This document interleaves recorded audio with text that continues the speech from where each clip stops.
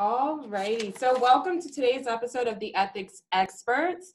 It's me here, Bria, and we have David here today. Hi there. All righty. So today we have Ron Skillens today. Welcome, Ron. How are you? Hello. Great. How are y'all? Great, great. All righty. So we have Ron here. He is Ron, you want to tell us a little bit about yourself and who you are and what you do? Sure. I'm the Senior Vice President of Enterprise Risk Management and the Chief Compliance Officer at a health system in Fort Worth called JPS Health Network. And in my role, I'm responsible for compliance, of course, as well as enterprise risk management and internal audit. And so I have a team of about 15 people at JPS, and we do a variety of things.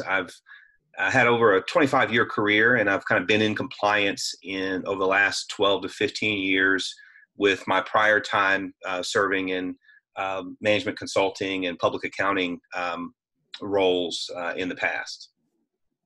Okay.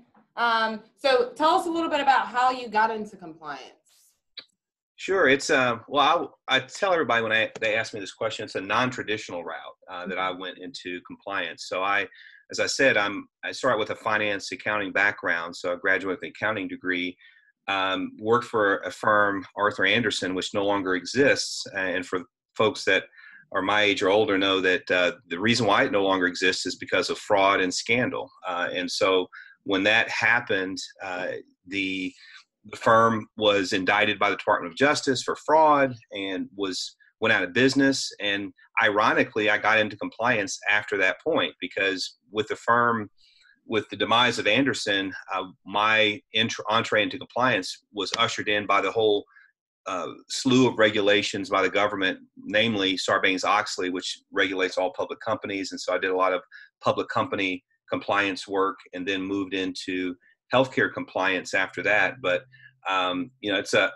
it's an ironic twist of fate, but for the things, I really didn't initially plan to be in compliance, but I will say, honestly speaking, and it may sound strange to some people, but I enjoyed what I do now much more than what I was doing before in the finance space, for sure.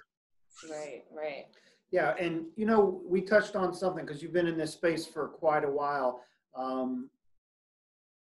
How do you think it's changed from back then, after the Enron and WorldCom and all those Sarbanes-Oxley initiations, to where compliance is today?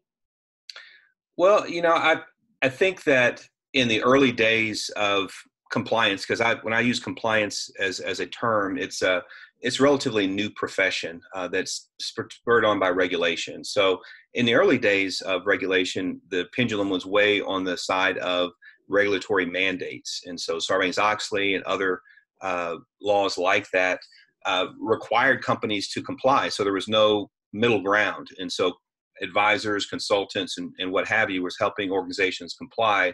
And it was unreasonable. It was very cost intensive and burdensome. I think now compliance is just a part of doing business. And it's less about compliance and more about how to use compliance as a competitive advantage, and also how to leverage compliance to look around the corner in the future and be more forward-looking than retrospective. Yeah, got it.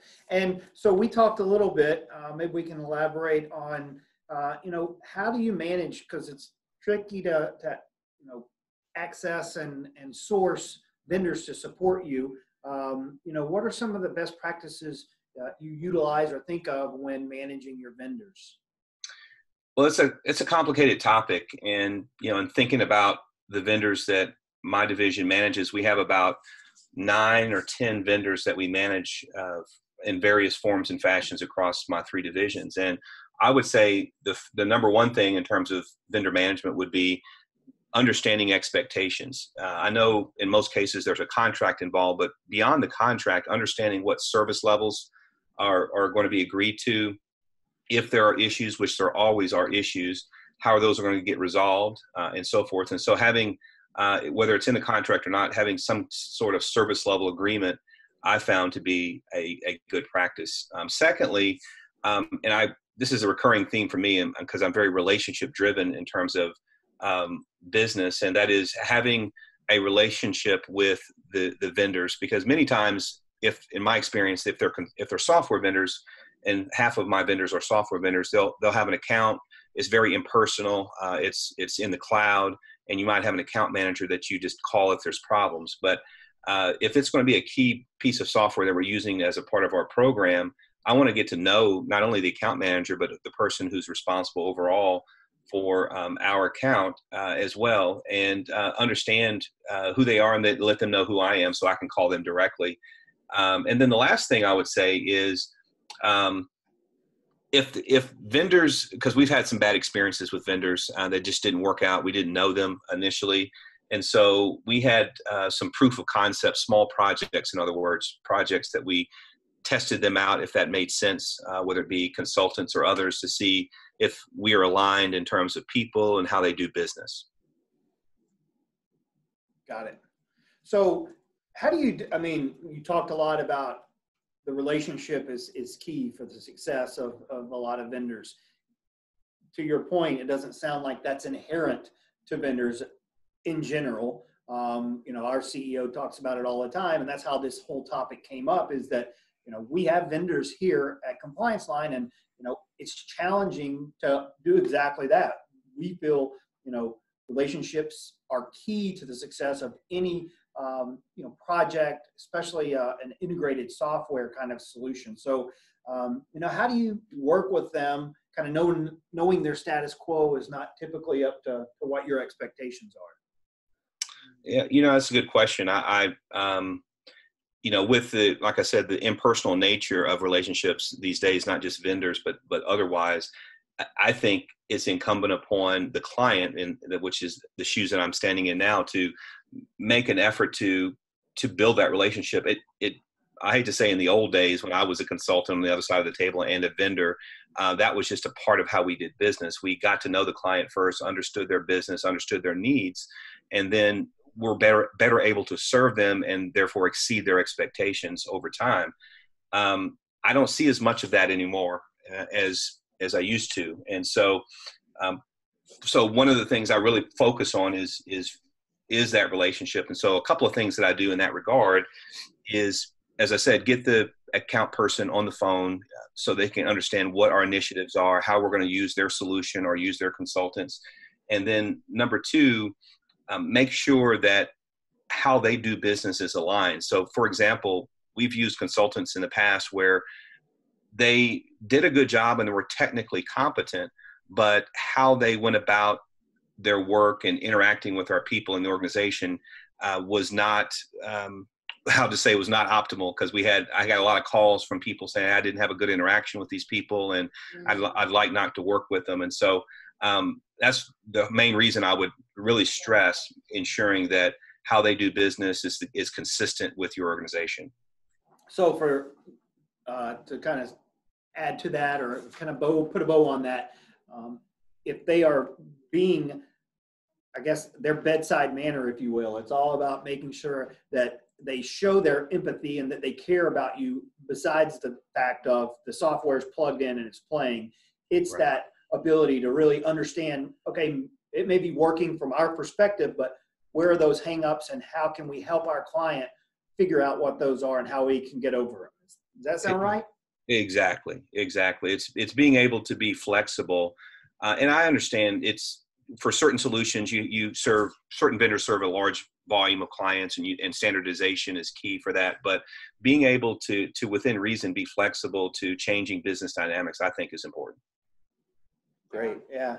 So what advice would you give somebody that's new into compliance, that's going to be owning this space, or, to your point, segments of the compliance space? It is pretty unique in different areas of organizations and across different organizations. But in general, what advice would you give someone that's, in HR, maybe going into compliance, or in a similar space thinking of going in there? What are some things to think about, the positives of your role, and maybe some of the challenges that you've experienced that you didn't expect? Oh, sure. I mean, I'll start off by saying that anybody who moves into a compliance role, or broadly speaking, a governance role, I have a lot of respect for them, because it's not easy. It's very rewarding, as I mentioned earlier. but it's not easy.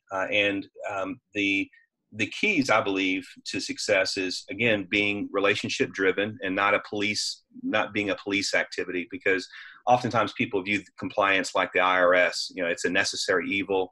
I'm going to be audited, or people are going to look at my stuff and they're going to have findings. And some people in compliance really get charged up by, beating on people with findings. And so obviously you can't sugarcoat what we find, but the message is as important as the content. And so how you deliver the message is as important as the content. So that's number one. Number two is, I would say, that a large part of success and compliance is understanding the business and being a business partner. Yes, we have to be independent and objective in what we do, but understanding the initiatives, the strategic plan, where the organization is going, how compliance can be beneficial in that.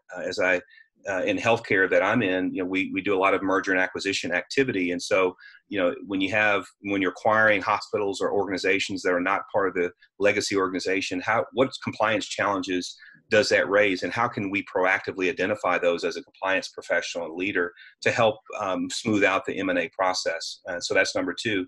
And then lastly, I would say, and this is kind of goes hand in hand with some of the values of my current organization, there's some personality traits that I think would be extremely helpful. And those are summarized into 3 short statements. One, and it goes to our core values of own it, which speaks to accountability. Don't shirk off responsibility to other people. The other one is seeking joy. Don't find something that you like about what you do. If you don't like what you do, and if it's not for you, then you should find something else. And so find something. We spend so much time at work. Find something that you can find enjoyable about what you do.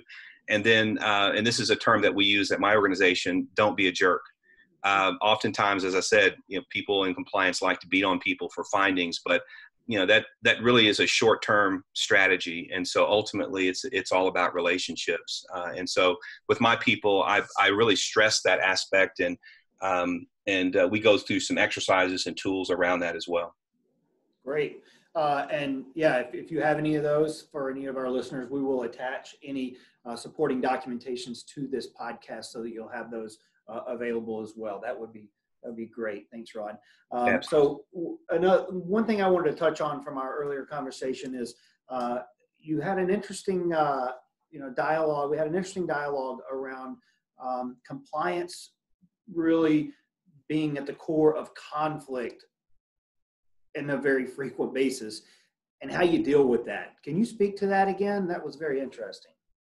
Yes. Well, I mean, I hate to say it this way, but I think by its nature, when you think about what compliance and governance is, it's, we help the organization, 1, comply with laws and regulations, 2, comply with policies and procedures, and 3, stay within the boundaries of the ethical values of the organization in terms of its ethics. And so when you're in a position like that, you're going to reach conflict, because you're going to have findings in any of those 3 areas that are going to be critical findings or critical feedback to those in the organization. And so I would say that being able to have crucial conversations with people, and when I say crucial conversations, it's 1, being straight and not sugarcoating, bad news, because it doesn't age like wine.